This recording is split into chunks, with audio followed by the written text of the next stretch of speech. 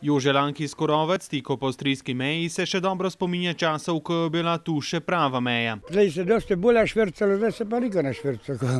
To ni bila neka železna meja, pravi župan Cankove, a še vedno je v zgodovinski zavesti, tudi na avstrijski strani, kjer v preteklih časih govori informacijska tabla. Združenje jugoslovanskih in avstrijskih policistov oziroma tistih, ki so takrat pač to kontrolo na teh mejah vzdrževali. Na mejo spominja tudi objava poslovnega časa prehoda. Če bi ta še veljal, ta pogovor ne bi bil možen. Gospod župan, stojite v Sloveniji, jaz pa stojim v Avstriji. Kako doživljate to bližino meje?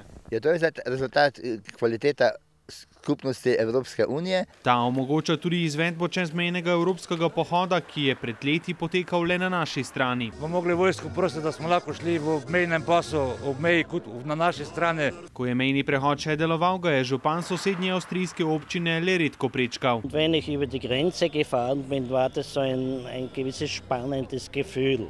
Te napetosti med več kot 200 pohodniki, ki so dvakrat prečkali mejo, ni bilo. Pozdravljamo, ker včasih je bilo zelo neprijetno, ko so nas ustavljali tukaj, zdaj pa vse prosto. Čudovito. Zdaj hodimo brez vsakih pašušov, brez vsakih dokumentov. Das ist das neue Europa. A kaj storiti s starimi mejnimi prehodi? Avstrijci se za stanje na njihovi strani celo prijazno opravičujejo. Na 3 manjših mejnih prehodih pa je občina Cankova celo dosegla, da jih je država podarila lokalni skupnosti.